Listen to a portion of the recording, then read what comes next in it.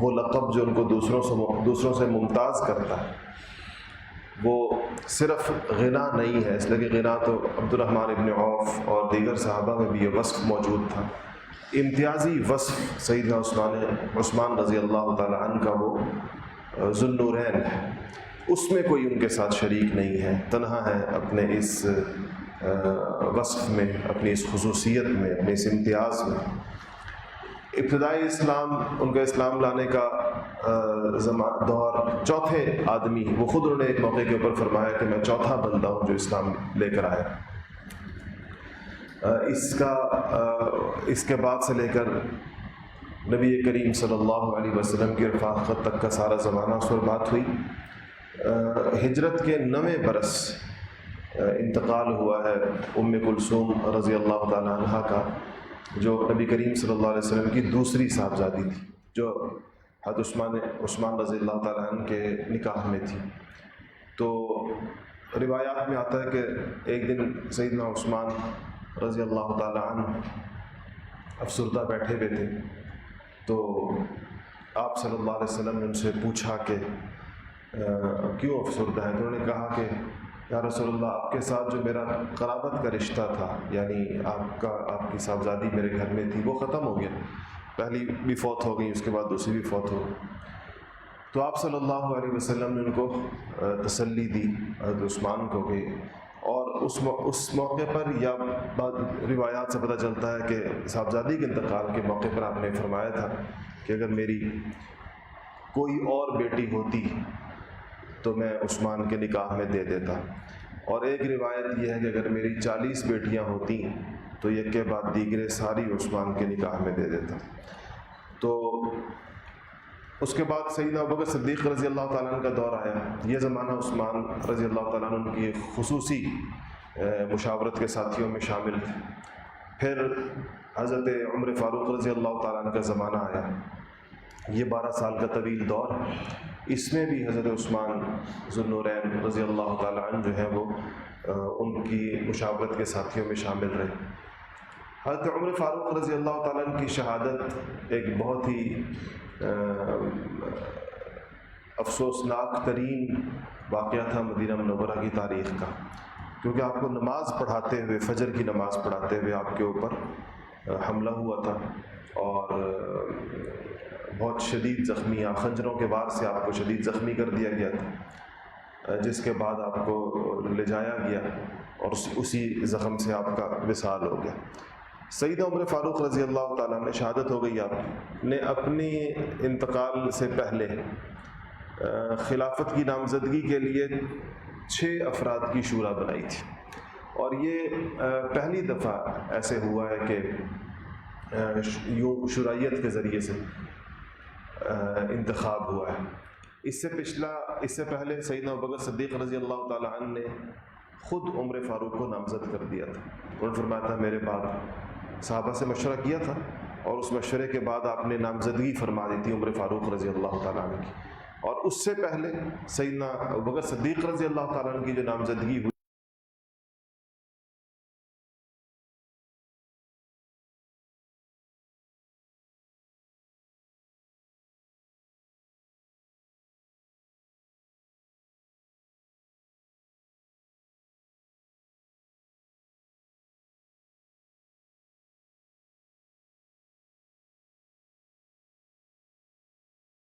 یہ ہے کہ ان کے بعد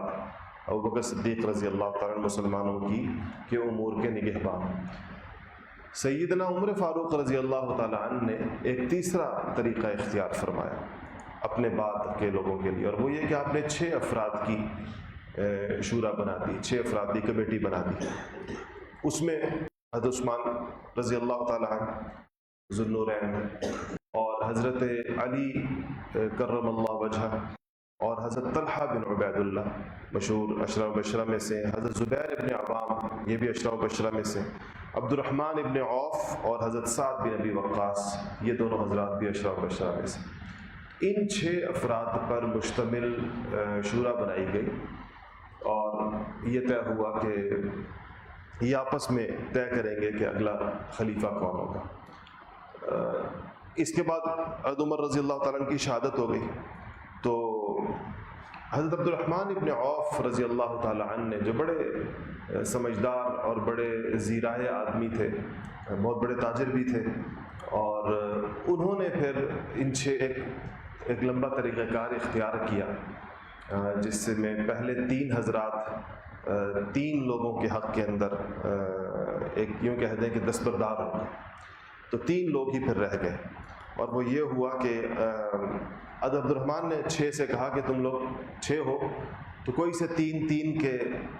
کے حوالے کر دیں اپنی رائے، تو پھر 3 لوگوں میں بات کرنا آسان ہو جائے گا۔ تو حضرت تو زبیر ابن عوام نے انہوں نے اپنی رائے کہ میری وہی رائے ہوگی جو حضرت علی کی رائے ہوگی، تو حضرت علی کے حوالے کر دی، اور حضرت طلحہ نے اپنی رائے جو ہے وہ حضرت عثمان کے حوالے کر دی، اور تیسرے جو سعد بن ابی وقاص تھے انہوں نے اپنی رائے حضرت عبد الرحمن ابن عوف کے حوالے کر دی۔ تو آپ یوں کہہ سکتے ہیں کہ 3 لوگوں کے حق میں ایک طرح سے دستبردار ہو، حضرت طلحہ، حضرت زبیر اور حضرت سعد، یہ تینوں اپنی رائے باقی 3 حضرات کے حوالے کر کے اس فہرست سے نکل گئے خود۔ اب رہ گئے 3 لوگ، ایک حضرت عثمان، حضرت علی اور حضرت عبد الرحمن ابن عوف خود۔ تو حضرت عبد الرحمن ابن عوف رضی اللہ تعالیٰ عنہ نے کہا کہ میں تو اپنی رائے سے دستبردار ہوتا ہوں، میں اس کا خواہش مند نہیں ہوں، اب آپ 2 رہ گئے ہیں صرف، یعنی ایک حضرت علی ہیں اور ایک حضرت عثمان ہیں، تو میں آپ دونوں اپنی رائے میرے حوالے کر دیں کہ میں اس میں سے معلوم کر کے بتاؤں گا کہ آپ میں سے کس کو ہم نامزد کرتے ہیں۔ تو دونوں حضرات نے کہا ٹھیک ہے، ہماری رائے آپ کے حوالے۔ تب حضرت عبد الرحمن ابن عوف رضی اللہ تعالیٰ نے ان سے کچھ وقت مانگا، اور مدینہ منورہ میں تمام طبقات جتنے بھی تھے، بڑے صحابہ، امہات المؤمنین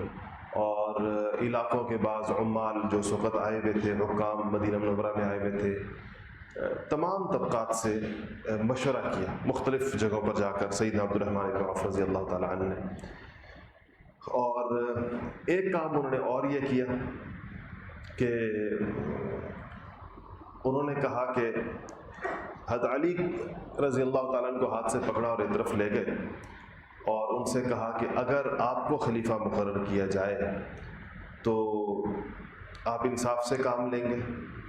اور اگر آپ کی بجائے عثمان کو خلیفہ مقرر کر لیا گیا تو آپ ان کی اطاعت کریں گے، مجھ سے اس بات کا عہد کریں۔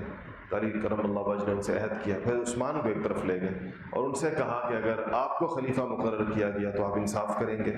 اور اگر حضرت علی کو خلیفہ مقرر کیا گیا تو آپ ان کی اطاعت کریں گے۔ ان کا جی میں اس پہ تیار ہوں۔ تو اس کے بعد پھر جب سارا مدینہ منورہ میں خاص انداز میں عبد الرحمن ابن عوف نے جتنے مؤثر طبقات تھے یا صاحب الرائے لوگ تھے، جن کو کہتے جن کی رائے کا اعتبار ہوتا ہے، ان سب سے پوچھا، مشورہ کیا، اور اس تمام مشورے کے بعد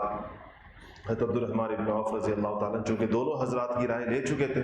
اب انہی کی رائے کا اعتبار تھا، تو انہوں نے حضرت عثمان رضی اللہ تعالیٰ کے ہاتھ پر بیعت کر لی اور کہا کہ یہ ہمارے امور کے نگہبان ہوں گے، یہ نبی کریم صلی اللہ علیہ وسلم کے تیسرے جانشین ہوں گے۔ 2 روایات ہیں یہاں سے حدیث کی یا تاریخی آثار کی۔ ایک روایت یہ ہے کہ جب حضرت عبد الرحمن ابن عوف نے حضرت عثمان کا انتخاب فرمایا تمام مشاورتوں کے بعد، جس میں کچھ دن لگے، اس وقت تک ایک عارضی خلیفہ مدینہ منورہ کے اوپر موجود تھے، تو سب سے پہلی بیعت عثمان رضی اللہ تعالیٰ عنہ کی وہ حضرت علی رضی اللہ تعالیٰ عنہ نے کی، اپنی اسی وعدے کی پاسداری میں جو انہوں نے عبد الرحمن ابن عوف سے کیا تھا۔ اور ایک دوسری روایت یہ ہے کہ عبد الرحمن ابن عوف نے خود پہلی بیعت کی، اور ان کی بیعت کے بعد پھر حضرت علی کرم اللہ وجہ نے حضرت عثمان سے بیعت کی۔ تو حضرت علی کی بیعت حضرت عثمان سے یا پہلی ہے یا دوسری ہے۔ اس کے بعد حضرت عثمان کا دور شروع ہوا، اور یہ بڑا تقریباً کم و بیش 12 برس کا دور ہے۔ جس وقت حضرت عثمان خلیفہ بنے ہیں تو آپ کی عمر باختلاف روایات بعض حضرات کے نزدیک 70 سال ہے اس وقت کی عمر، اور بعض کے نزدیک 68 سال۔ تو یہ 12 سال کا پھر آپ کا زمانہ خلافت ہے، اور یہ زمانہ اگر آپ فتوحات کے اعتبار سے دیکھیں، پورے عالم اسلام میں جو اسلامی مملکت کی جو سرحدیں بڑھی ہیں، تو وہ بہت غیر معمولی فتوحات ہوئی ہیں جو حضرت عثمان رضی اللہ تعالیٰ عنہ کے زمانے میں ہوئی ہیں، یہاں تک کہ ہمارے بر صغیر تک اور کابل تک اور افغانستان کے بعض علاقوں تک، اور بعض تاریخی روایات کے مطابق یہ جو اس خطے میں بر صغیر پاک و ہند جو کہلاتا ہے، یہاں تک جو صحابہ کی آمد ہوئی ہے یہ حضرت عثمان ہی کا زمانہ ہے، اور خود آپ کے صاحبزادے بھی سینٹرل ایشیا تک تشریف لائے، حضرت ابان ابن عثمان ابن عفان، اور ان کی قبر بھی اسی سینٹرل ایشیا کے ملکوں میں سے ایک ملک میں ہے۔ تو یہ دور اس لحاظ سے بہت غیر معمولی دور تھا۔ حضرت عثمان رضی اللہ تعالیٰ عنہ پر اعتراض کرنے والوں نے ایک دو اعتراض کیے ہیں جو ظاہر بات ہے کہ ویسے لغو ہیں، عشرہ مبشرہ پر، صحابہ پر، پھر اس درجے کے حضرات پر بعد میں آنے والوں کی کسی تاریخی روایت کی بنیاد پہ اعتراض ویسے ہی کوئی اس کی حیثیت نہیں بنتی۔ وہ احادیث ہی کافی ہیں جو ہمارے سامنے ہیں، وہ آیات ہی قرآن کی کافی ہیں۔ علماء نے کتنی آیات قرآنیہ ایسی ہیں جن کے بارے میں مفسرین کا فیصلہ ہے کہ یہ عثمان غنی رضی اللہ تعالیٰ عنہ کے بارے میں یہ ان کے لیے نازل ہوئی۔ تو جس شخص کے حق کے اندر قرآن موجود ہو اور جن کے حق میں نبی کریم صلی اللہ علیہ وسلم کی واضح ارشادات، ایسے واضح کہ جس میں ان کو جنت کی بشارتیں ہوں، جن کو نبی کریم صلی اللہ علیہ وسلم کی دوہری دامادی کا شرف حاصل ہو، تو آپ خود بتائیں کہ اس شخصیت کے بارے میں بعد میں آنے والے کسی مورخ کے کسی بھی واقعہ لکھ دینے سے ان کی نہ حیثیت مجروح ہو سکتی ہے، اور نہ ان کی شخصیت متاثر ہو سکتی ہے، اور نہ اس بات کو اعتبار ہو سکتا ہے۔ لیکن مورخین نے، علماء کرام نے، مختلف زمانوں میں محدثین نے، لکھنے والوں نے، سیرت نگاروں نے، تاریخ نویسوں نے ان اعتراضات کے جوابات بڑی تفصیل کے ساتھ دیے ہیں۔ اس میں بہت ساری کتابیں ہیں، لیکن دو شخصیات کی کتابیں اس آخری دور میں قریب کے زمانے میں جو اردو میں لکھی گئی ہیں وہ بڑی کام کی ہیں۔ ایک ہمارے حضرت علامہ ڈاکٹر خالد محمود صاحب رحمۃ اللہ علیہ قریب کے زمانے میں فوت ہوئے ابھی چند سال پہلے، ان کی کتابیں ہیں، اور ایک مولانا محمد نافع صاحب رحمۃ اللہ علیہ جو محمدی شریف جھنگ کے اندر ایک علاقہ ہے، وہاں کے ایک مشہور عالم تھے، وہ بھی ابھی کوئی زیادہ عرصہ نہیں ہوا ان کے انتقال کو۔ ان کی ایک بہت مشہور کتاب ہے، اس کا نام ہے رحماء بینہم، جو آیت میں نے بھی پڑھی خطبے کے شروع کے اندر۔ تو رحماء بینہم 1000 صفحات کی کتاب ہے، اور وہ چاروں خلفاء کے بارے میں ہے خاص طور پر، اور اس میں انہوں نے صرف یہ نہیں کہ اہل سنت کے مراجع سے، بلکہ انہوں نے دیگر مذاہب کی کتابوں سے بھی یہ ثابت کیا کہ جو فضائل ہیں ان حضرات کے وہ ایک بڑی مدت اور ایک زمانے تک سب کے نزدیک تسلیم شدہ تھے۔ اور حضرت عثمان رضی اللہ تعالیٰ عنہ پر جو بعض لوگوں نے اعتراضات کیے ہیں اس کے انہوں نے بڑے مدلل جوابات دیے۔ بعض لوگوں کا خیال ہے کہ حضرت عثمان رضی اللہ تعالیٰ عنہ کے زمانے میں بنو امیہ کے لوگوں کو زیادہ وہ لگایا گیا، تو انہوں نے یہ بتایا ہے اور گن کر دکھایا ہے کہ خود حضرت عثمان رضی اللہ تعالیٰ عنہ کے زمانے میں بنو ہاشم کے کتنے سارے حضرات جو تھے وہ بڑے بڑے عہدوں کے اوپر تھے، گورنر تھے، بہت ساری جگہوں کے اوپر تھے۔ اور دوسرا یہ کہ حضور صلی اللہ علیہ وسلم یہ قبائلی تفریق ختم فرما کر گئے تھے۔ یہ کہ فلانا بنو امیہ ہے، بنو ہاشم ہے، بنو عدی ہے، یہ قبائلی تفریق صحابہ کرام رضوان اللہ تعالیٰ علیہ مجمعین میں اس کے اثرات وقت گزرنے کے ساتھ ساتھ نبی کریم صلی اللہ علیہ وسلم کی تعلیمات کے نتیجے میں اس طرح نہیں رہے تھے باقی، اس لیے تقرریاں یا کسی کو عہدے اور منصب جو ہے وہ میرٹ کی بنیاد پر ملا کرتے تھے، اور حضرت عثمان کے تقرر کردہ گورنروں میں سے سب کی فتوحات میں ان کا حصہ، علاقوں کو کنٹرول کرنا، جو ایک جہاں بانی کی جو صفات چاہیے ہوتی ہیں وہ انہوں نے اس کا بھرپور ثبوت دیا ہے۔ یہ کتاب جو میں نے آپ کو ریکمنڈ کی، آپ خاص طور پر اس کو پڑھیں، آپ کو اندازہ ہوگا کہ کتنا جو گورنر حضرت عثمان نے لگایا، اگرچہ ان میں سے اچھے خاصے گورنروں کی تعداد بے شک بنو امیہ سے تھی، حضرت عثمان کے خاندان سے تھی، لیکن چونکہ یہ خاندان مشہور ہی حکومت کے حوالے سے تھا،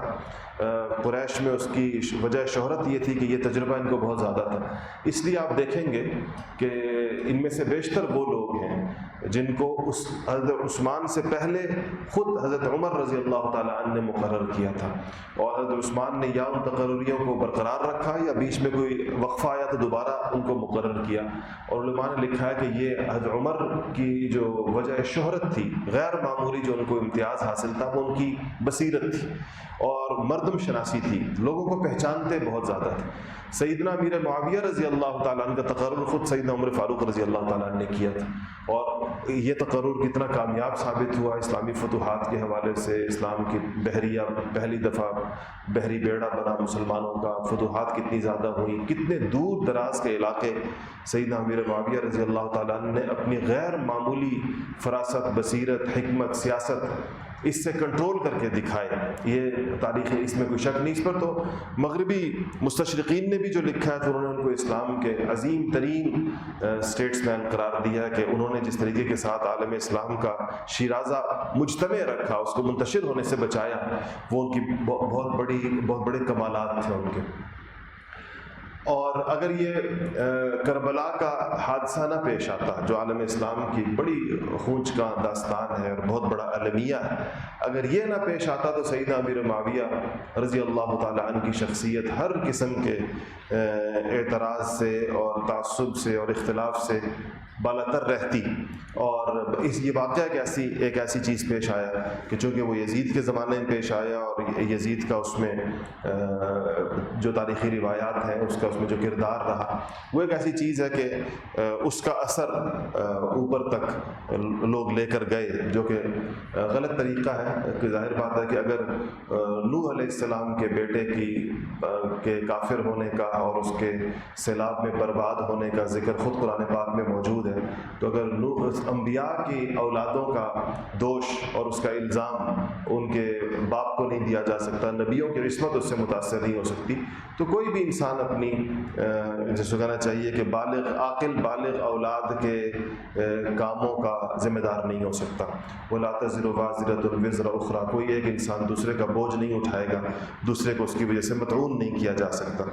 تو حضرت عثمان رضی اللہ تعالیٰ عنہ کی زندگی میں ان کے جو انتظامی کارنامے ہیں ان کے دور کے، وہ بہت غیر معمولی ہیں. ان کے زمانے میں بہت سی نئی چیزیں قائم ہوئی. ابھی مثلا دین کے اندر بہت سی صحابہ کا اجماع اس کے اوپر ہوا. یہ دوسری اذان جو ابھی ہم دیں گے، جیسا اس سے پہلے ہوتی ہے سنتوں کے بعد جو ہوتی ہے، اس کا آغاز حضرت عثمان رضی اللہ تعالیٰ عنہ کے زمانے میں ہوا. اور اسی طرح پولیس کا محکمہ مدینہ منورہ میں اور پورے عالم اسلام کی سلطنت میں حضرت عثمان رضی اللہ تعالیٰ عنہ کے زمانے میں قائم ہوا. جس طرح میں نے عرض کیا تھا کہ ایک موضوع ہوتا ہے اور وہ ہے اولیات فلاں، یعنی وہ کام جو عالم اسلام میں سب سے پہلے ان کے زمانے میں شروع ہوا. اس میں کچھ انتظامی کام بھی ہوتے ہیں، کچھ شرعی اور دینی کام بھی ہوتے ہیں. دینی کام اس وجہ سے ہو سکتے ہیں کہ حضور اکرم صلی اللہ علیہ وسلم نے فرمایا کہ علیکم بسنتی و سنت خلفاء الراشدین المہدیین، کہ تمہارے اوپر میرے طریقہ کار کی پیروی بھی لازم ہے تم لوگوں پر، اور خلفاء راشدین کے طریقہ کار کی پیروی بھی لازم ہے. اسی لیے خلفاء راشدین کے زمانے میں بہت ساری چیزوں کے اوپر صحابہ کا اجماع ہوا، اور وہ دین کا حصہ اسی طرح بنے جیسے وہ رسول اللہ صلی اللہ علیہ وسلم کی سنت کے نتیجے بنتے. جیسے تراویح کی نماز حضرت عمر فاروق رضی اللہ تعالیٰ عنہ کے زمانے میں منظم ہوئی. اس طرح اور بہت ساری چیزیں. شراب کی حد کے کوڑے جو ہیں وہ حضرت عمر رضی اللہ تعالیٰ عنہ کے زمانے میں ایک روایت کے مطابق 40 سے 80 کیے گئے. تو اس پر پورے صحابہ کا اتفاق ہوتا تھا، اور وہ اسی طرح شریعت کا حصہ وہ چیز بن جایا کرتی تھی. حضرت عثمان رضی اللہ تعالیٰ عنہ کے زمانے کا جو آخری دور ہے، آخری 3-4 سال یا 5 سال، یہ ایسا زمانہ تھا کہ فتوحات کی کثرت کی وجہ سے اور مختلف قسم کے لوگوں کے اسلام میں نئے داخل ہونے کی وجہ سے بہرحال ایک انتشار کا دور شروع ہوا. اور اس میں مدینہ منورہ پر ان باغیوں نے یا ان شورش پسندوں نے ان کی طرف سے مدینہ منورہ میں آہستہ آہستہ یہ لوگ جمع ہوتے چلے گئے. اور جب یہ لوگ مدینہ پہنچے اچھی خاصی بڑی تعداد میں، انہوں نے حضرت علی، حضرت طلحہ اور حضرت زبیر رضی اللہ تعالیٰ عنہ کو اپنے ساتھ ملانے کی کوشش کی، لیکن ان تینوں حضرات نے سختی کے ساتھ ان کو جھڑک دیا. اور اس کے بعد یہ لوگ مدینہ منورہ میں جمع ہو گئے حضرت عثمان رضی اللہ تعالیٰ عنہ کے گھر کے باہر، اور آہستہ آہستہ ان کی تعداد اتنی بڑھ گئی کہ انہوں نے پورے حضرت عثمان کے گھر کا محاصرہ کر دیا. اور آپ کی مسجد نبوی میں جو آمد و رفت تھی، مسجد نبوی کے بالکل قریب گھر تھا ان کا، اس کو روک دیا، آپ اپنے گھر سے باہر نہیں نکلنے دیا۔ یہ محاصرہ کتنے دن رہا؟ بعض تاریخی روایات کے مطابق اس کی مدت تقریباً 40 دن تھی۔ یہ جو واقعہ ہے حضرت عثمان کی شہادت کا، یہ کسی بھی اعتبار سے دلدوز ہونے میں اور انتہائی ظالمانہ ہونے میں، اور اس کو سن کر انسان کو جتنا اس کا جو اثر ہوتا ہے اس کا، یہ کسی بھی اعتبار سے کربلا کے واقعے سے کم نہیں ہے۔ اور اسی مظلومانہ شہادت کے ساتھ حضرت عثمان غنی بھی دنیا سے تشریف لے کر گئے ہیں، جیسے کہ نواسہ رسول، جگر گوشہ رسول حضرت حسین ابن علی رضی اللہ تعالیٰ عنہ دنیا سے گئے ہیں۔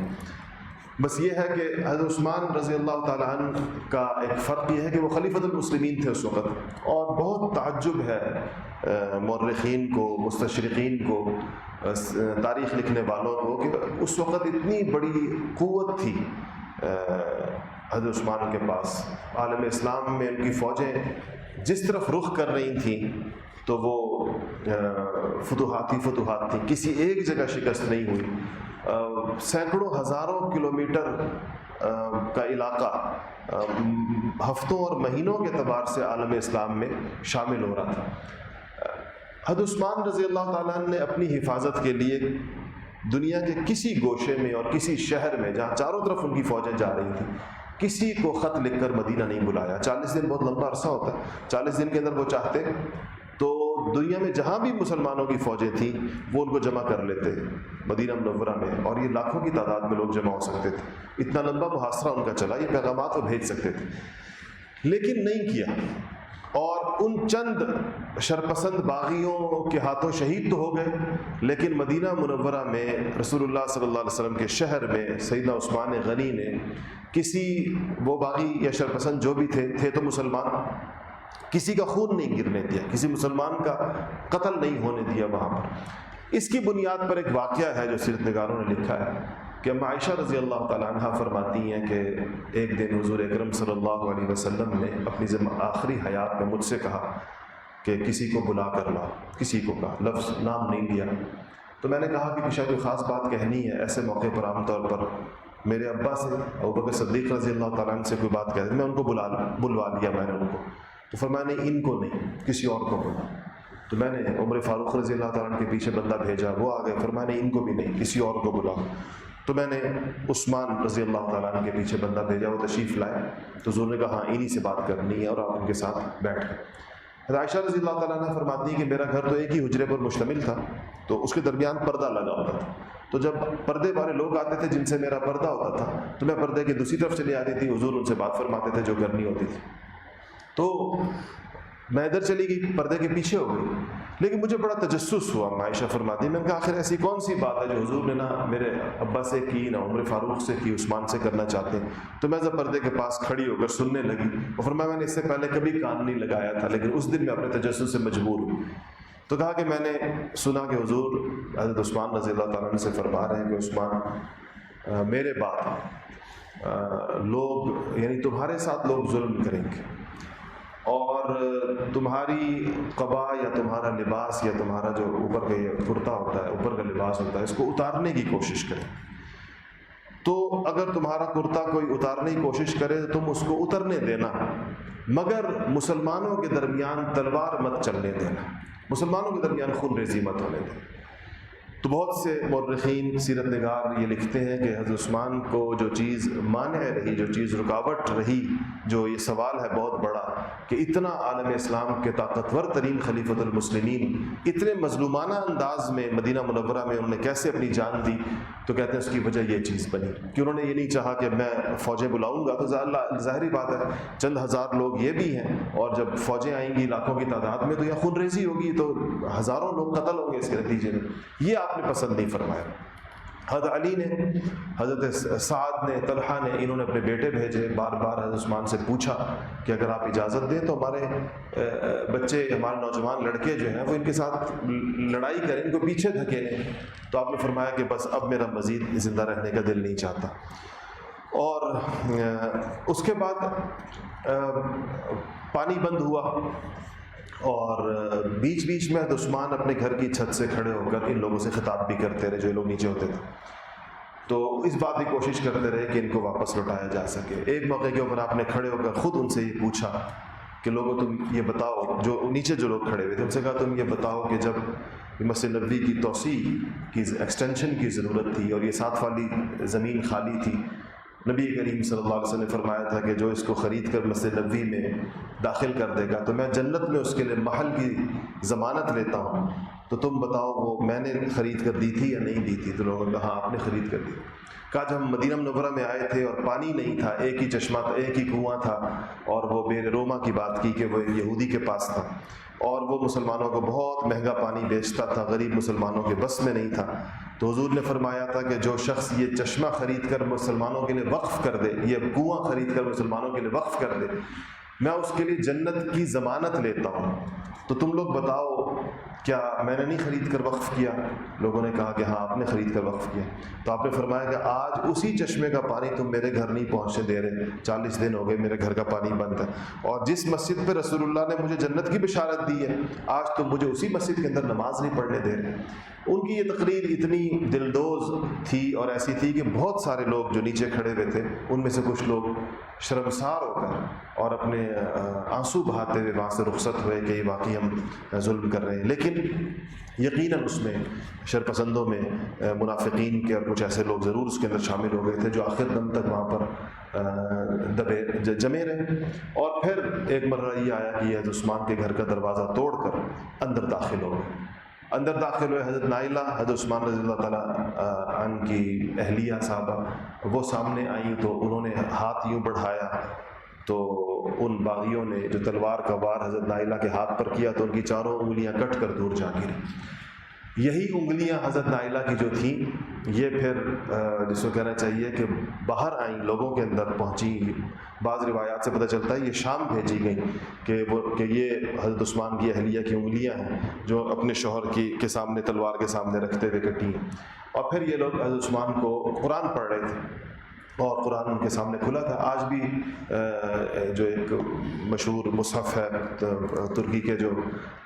توپ کاپی میوزیم کے اندر موجود ہے جس کے اوپر خون کے چھینٹے ہیں, تو معروف اور مشہور یہی ہے. اس کی جو سند بھی بیان کی جاتی ہے کہ یہی وہ مصحف تھا جو اس وقت حضرت سیدنا عثمان رضی اللہ تعالیٰ عنہ کے سامنے تھا. اس پر آج بھی وہ چھینٹے دیکھے جا سکتے ہیں. تو آپ قرآن پڑھ رہے تھے, اسی حال میں آپ کو ان باغیوں نے لٹا دیا, ایک شخص آپ کے سینے پہ چڑھ گیا اور آپ کو بعض روایات کے مطابق ذبح کر دیا. تو اس پر آپ نے فرمایا اس وقت لوگوں سے کہ دیکھو اگر آج مجھے تم لوگ اس طرح دنیا تم شہید کر دو گے تو مجھے اس بات کا اندیشہ ہے کہ یہ امت پھر کبھی متفق نہیں رہ سکے گی. یعنی حضرت عثمان جو تھے اس امت کا ایک نقطہ اتحاد تھے کہ اگر یہ ستون گرا دیا گیا اور ان کو اس طرح مظلومانہ شہید کر دیا گیا تو امت کو پھر اتفاق نصیب نہیں ہوگا. اور واقعی اگر آپ اس کے بعد دیکھیں تو حضرت عثمان کے بعد کا جو زمانہ ہے مستقل اس میں لڑائیاں ہیں, شورش, آپس میں بڑی بڑی جنگ جمل ہوئی. اما پھر عثمان رضی اللہ تعالیٰ عنہ کے ہی قتل کے اور ان کے قصاص کے مطالبے کو لے کر جب عائشہ رضی اللہ تعالیٰ عنہ کھڑی ہوئی اور اشرف بشرہ میں سے حضرت طلحہ اور زبیر ان کے ساتھ کھڑے ہوئے تو اسی جنگ جس کو جنگ جمل کہتے ہیں, جمل اونٹ کو کہتے ہیں, چونکہ وہ جنگ عائشہ کے رضی اللہ تعالیٰ عنہ کے اونٹ کے گرد ہوئی تھی اس لیے اس کو جنگ جمل کہتے ہیں. اور اسی میں یہ اشرف بشرہ میں سے 2 حضرات حضرت طلحہ بھی اور حضرت زبیر بھی دونوں شہید ہوئے اسی جنگ کے اندر. تو یہ حضرت عثمان ہی کے مظلومانہ شہادت کا سارا شاخسانہ تھا. تو بہرحال نبی کریم صلی اللہ علیہ وسلم کی وہ پیشن گوئی پوری ہوئی. آپ نے فرمایا تھا عثمان کو جنت کی بشارت دو لیکن آزمائش کے ساتھ, کہ ایک آزمائش کے بعد عثمان جنت میں جائیں گے. بلوا آپ نے اس کو فرمایا تو وہ آزمائش تھی جو عثمان کے لیے لکھی گئی تھی. اللہ جل شانہ نے اس کریم انسان کو جس کی سخاوت, یعنی اس دن میں چیز دیکھ رہا تھا تو لکھا تھا کہ حضرت عثمان کے ساتھ قریش کی بلا استثناء, یہ نہیں کہ مسلمانوں اور کافروں کے استثناء کے ساتھ, قریش حضرت عثمان کے ساتھ اتنی شدید محبت کرتے تھے کہ جب کوئی شخص اپنی محبت کی مثال دیتا تھا تو کہتا تھا کہ اپنی بیوی سے کہتا تھا یا بیوی شوہر سے کہتی تھی کہ میں تم سے کتنی محبت کرتی ہوں، تو کہتے ہیں اتنی محبت کرتا ہوں میں تم سے، یا بیوی شوہر سے کہتی تھی میں تم سے اتنی محبت کرتی ہوں جتنی قریش عثمان سے کرتے ہیں. یعنی یہ مثال تھی ان کی محبت. اور سخی آدمی سے لوگ محبت کرتے ہیں، غنی سے لوگ. یہ دنیا کا اصول اور دستور ہے کہ جو لوگ خرچ کرنے والے ہوتے ہیں، کھلانے پلانے والے ہوتے ہیں، لوگوں کے اوپر عطا اور بخشش کرنے والے لوگ ہوتے ہیں تو ان سے لوگ محبت کرتے ہیں. پھر جو لوگ نرم دل ہوتے ہیں، طبیعت میں نرمی ہوتی ہے، ان سے لوگ محبت کرتے ہیں. پھر جن لوگوں کی طبیعت میں حیا ہوتی ہے، اللہ جل شاہ کو جس طرح ان کی حیا اللہ کے ساتھ ہوتی ہے، ان کی حیا مخلوق کے ساتھ بھی ہوتی ہے. مخلوق کے ساتھ جب حیا ہوتی ہے تو مروت کہلاتی ہے، عربی میں اس کو مروہ کہتے ہیں. تو یہ مروت بھی حیا کا ایک شعبہ ہے. یہ انسان کو دوسرے انسان کے ساتھ ایک اس سے بھی ایک تعلق. تو جتنی محبت کے جتنے اسباب ہیں جس کی بنیاد پر محبت ہو سکتی ہے. پھر حضور اکرم صلی اللہ علیہ وسلم کے ساتھ قرابت ایک مسلمانوں کے درمیان محبت کی ایک بہت بڑی وجہ ہو سکتی ہے. تو وہ آپ کو دوہری دامادی کا شرف حاصل تھا. تو اتنی ساری چیزیں جمع ہو گئی تھی، اسباب محبت و محبوبیت اتنے زیادہ جمع ہو گئے تھے. ساری عمر اللہ جل شانہ نے حضرت عثمان کو ایسی دی کہ لوگوں نے ان سے اتنی محبت کی. لیکن شہادت کیسی دی، یہ ایک عجیب و غریب اللہ تعالیٰ کی شان بے نیازی ہے. اور اللہ تعالیٰ کے دنیا میں جو انقلابات زمانہ ہے کہ زندگی ساری ایسے گزاری کہ لوگوں نے ان سے اتنی محبت کی، اور مسلمانوں نے بھی کی اور کافروں نے بھی کی. میں نے آپ کو بتایا صلح حدیبیہ کے موقع پہ نبی کریم صلی اللہ علیہ وسلم نے عمر کو بھیجنا چاہا تھا مذاکرات. عمر نے فرمایا کہ یا رسول اللہ، اگر مذاکرات کے لیے جو سب سے مناسب ترین آدمی ہے، جن کی سب سے زیادہ وقعت ہے مشرکین مکہ کی نگاہوں میں، جن کی قدر و منزلت ہے، جن سے محبت کی جاتی ہے، وہ عثمان ہے. عثمان کو بھیجیے، یہ کوئی مثبت بات وہاں سے منوا کر واپس تشریف لائیں گے. تو یہ ان کو اس 80 سال زندگی کے اس طرح گزارے. 82 سال کی عمر میں آپ کی شہادت ہوئی ہے. وہی میں نے کہا کہ اگر 78 سال مانا جائے تو 80 سال ہے. اگر 70 سال کی عمر میں خلافت پر تشریف آ رہا ہوئے تو 82 سال عمر بنتی ہے. شہادت اللہ جل شانہ جیسے درجات کسی کے انتہائی بلند کرنا چاہے تو ان کو اس طرح کی آزمائشوں میں ڈالتے ہیں اللہ جل شانہ. حدیث شریف میں آتا ہے کہ حضور اکرم صلی اللہ علیہ وسلم نے فرمایا کہ سب سے زیادہ آزمائشیں نبیوں پر آتی ہیں. اشد البلا، بلا کہتے ہیں آزمائش کو، الانبیاء، انبیاء سب سے زیادہ آزمائشوں کا شکار ہوتے ہیں. اور اس کے بعد جو لوگ نبیوں کی زندگیوں کے جتنے قریب ہوتے ہیں اتنا ان پر آزمائشیں زیادہ آتی ہیں. تو یہ ایک اسی طرح سے ایک آزمائش تھی جو حضرت عثمان رضی اللہ تعالیٰ عنہ پر آئی. اور ان کے بعد پھر مدینہ منورہ میں حالات ایسے، جیسے انہوں نے کہا تھا کہ میرے بعد گویا کہ کوئی اتحاد کا، اتفاق کا کوئی نقطہ نہیں رہے گا. تو اسی لیے حضرت آپ کے بعد جب حضرت علی کرم اللہ وجہ خلیفہ بنے چوتھے، تو ان کو اپنا دارالخلافہ مدینہ منورہ سے کوفہ منتقل کرنا پڑا. اس لیے کہ مدینہ منورہ کے حالات حضرت عثمان کی شہادت کے بعد اور اس مظلومانہ شہادت کے بعد اتنے مشکل اور دشوار ہو گئے تھے. اور وہاں پر ایسے انہی جن شرپسندوں نے آپ کو شہید کیا تھا، ان کا ایک ایسا غلبہ اور ان کا ایک ایسا ایک ان کا دور سا آ گیا کچھ مہینوں کا کہ حضرت علی رضی اللہ تعالیٰ عنہ کو اپنا دارالخلافہ کوفہ لے جانا پڑا. اور پہلی دفعہ ایسا ہوا کہ خلیفۃ المسلمین حضور صلی اللہ علیہ وسلم کے جانے کے بعد، دنیا سے تشریف لے جانے کے بعد، وہ کوفہ منتقل ہوئے. تو یہاں پر حضرت عثمان رضی اللہ تعالیٰ عنہ کی سیرت کی جو چیدہ باتیں تھیں مکمل ہوئی. زندگی رہی تو انشاءاللہ اگلے ہفتے حضرت علی کرم اللہ وجہ کی سیرت کے اوپر گفتگو ہوگی. وآخر دعوانا الحمدللہ رب العالمین.